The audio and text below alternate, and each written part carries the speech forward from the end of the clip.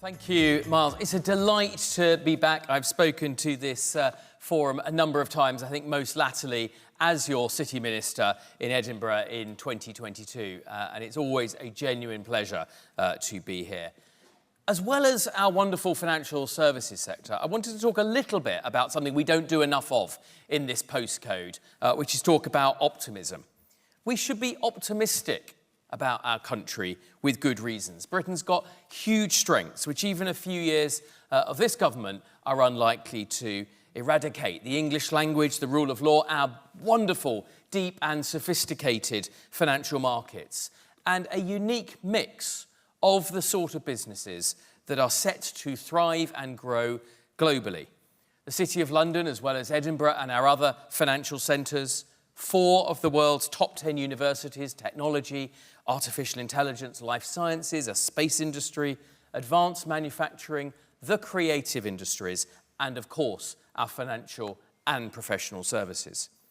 The global beacon of excellence that is the Square Mile and other centres is an economic powerhouse which has endured for hundreds of years and has served this country enormously well. It can be a real strength and opportunity for the United Kingdom. Around the world, people want what we produce, but even more, they want our skills, our expertise, and our capital. They may not be building railroads with British steel and British coal, but they are certainly building their country's futures on the back of British finance, British insurers, architects, and engineers. In every corner of this country, there's people solving problems through the power of business and private enterprise, doing things that seemed unimaginable right up until the point when they were done. So optimism is a spirit that we need a great deal more of in Westminster.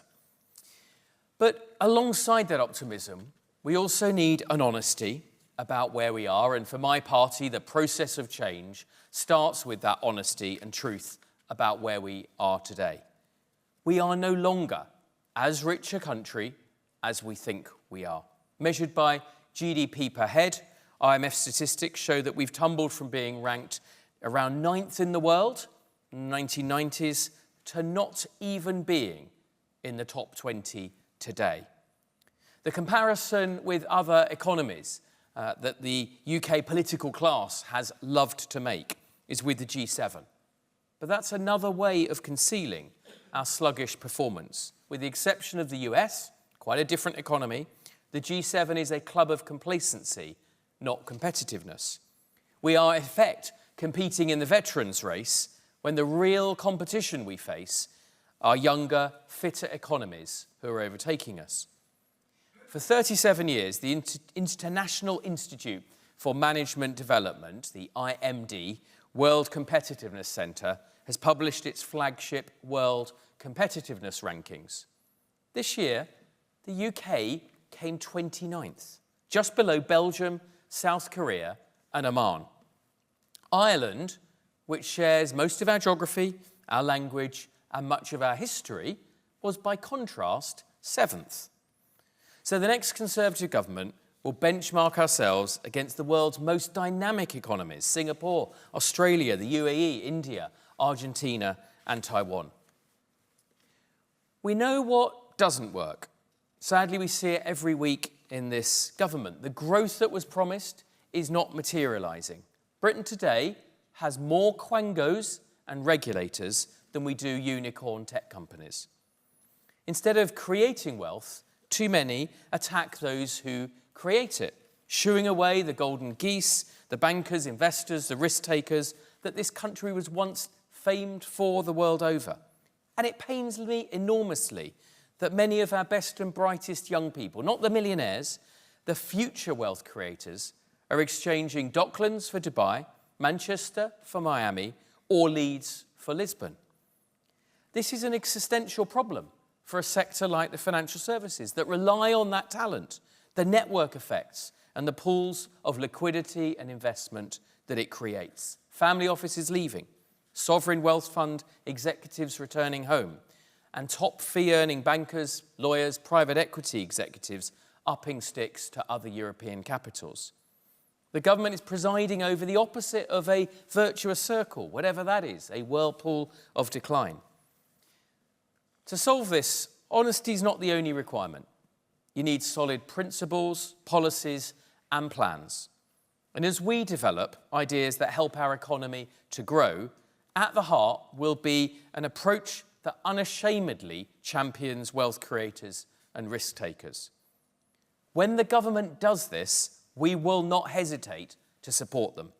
I support much of the good work that Emma Reynolds and her team are doing in the City Brief, as well as the continued excellent work of the City UK and CMIT and others. We're not going to rush into 1,000 detailed policies. We're going to take time to think, but above all, to listen. But what I can give you today is some certainty about our direction of travel. Unlike in the past, when we may have settled to hold things steady, a future Conservative government will actively reverse policies of this government that we think are damaging. Under Kemi's leadership, we have already committed to scrapping the family business death tax and the vindictive imposition of VAT on private education in the first Conservative budget. Today, we've gone further and committed to a policy of dismantling Labour's job-killing unemployment rights bill.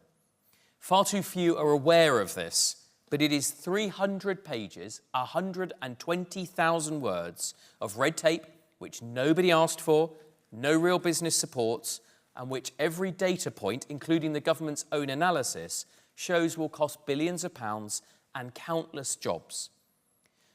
On a human scale, the price won't be paid by those in the cosseted public sector, probably anyone in this room, the city. The price will be paid for those looking at their first shot, those trying to get their very first step on the career ladder where an employer is taking a risk.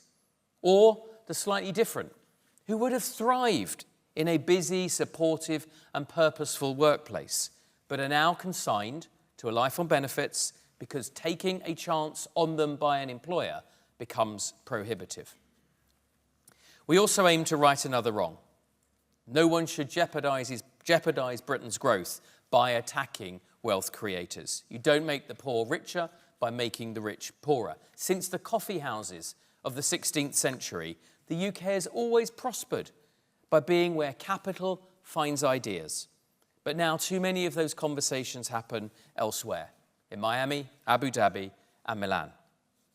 It'll take a big effort to convince people who've fled this country to return. Confidence and consistency is everything. It's why I'm confirming today that as part of the policy review work that we're conducting, unless the government has, as it should, performed the U-turn that we urgently need, the Conservatives will draw up a genuinely world-beating offer for wealth creators. Finally, the government has a wonderful opportunity on financial services regulations and pension reform, and I hope they seize that, and if they do, they will have our support.